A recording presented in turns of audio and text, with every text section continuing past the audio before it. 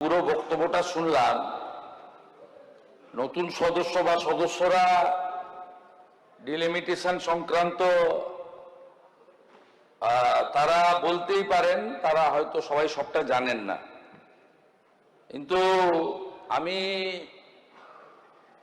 মাননীয় জাভেদ খান, মাননীয় ফিরাদ হাকিম মহোদয়, যারা দীর্ঘদিন ধরে কাউন্সিলরও বটে ছিলেন এবং মেয়রও ছিলেন, তারা এখানে যে কথাগুলো বললেন, আমার তো মনে হয় আপনারা ডিলিমিটেশন পুনর্বিন্যাস নিয়ে আপনাদের আইডিয়াটাই ক্লিয়ার নেই। তার কারণ হচ্ছে, আমি কলেজ লাইফ থেকে স্টুডেন্ট পলিটিক্স শুরু করেছি, কিন্তু ফার্স্ট আমি বড় ইলেকশনে জিতেছি 1995-এ ওয়ার্ডে, পৌরসভায়। তা আমি আপনাকে বলি, আজকে এই যে 209টা আনার যে প্রস্তাব মাননীয় মন্ত্রী এনেছেন, এটা ওয়ার্ড সংখ্যা বাড়ানোর জন্য। এরপরে যে প্রক্রিয়াগুলো হবে সেটা হচ্ছে ওয়ার্ডের বাউন্ডারি, ওয়ার্ডের ভোটার সংখ্যা, জনসংখ্যা ইত্যাদি নির্ধারণ করবে স্টেট ইলেকশন কমিশন। এই দায়িত্বটা দেবে আমাদের ল্যান্ড ডিপার্টমেন্ট এবং যারা কলকাতা জেলার প্রশাসনের দায়িত্ব রয়েছেন। তারপরে তার একটা ড্রাফট নোটিফিকেশন হবে।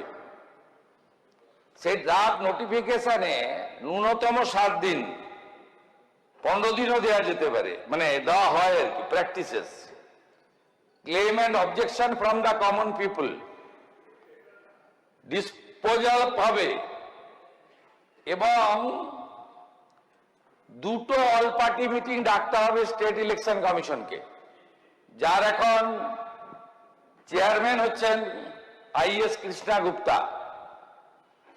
প্রথম ড্রাফট পাবলিকেশন যেদিন হচ্ছে তার আগের দিন একটা অল পার্টি মিটিং হবে, আর ফাইনাল পাবলিকেশন অফ দি যে ডিলিমিটেশন, তার আগে অল পার্টি মিটিং হবে।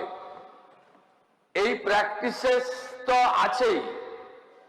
আজকে কেবলমাত্র 1980 সালের কলকাতা মিউনিসিপাল কর্পোরেশন যে আপনার আইন আছে, এর নিজস্ব আইন আছে কলকাতা কর্পোরেশনের, তার আসন সংখ্যা নির্ধারণের জন্যই আমরা আজকে এখানে এই 1 ঘন্টা ব্যাপী আলোচনাতে অংশগ্রহণ করলাম, যে 144-এর জায়গায় 209 করলাম।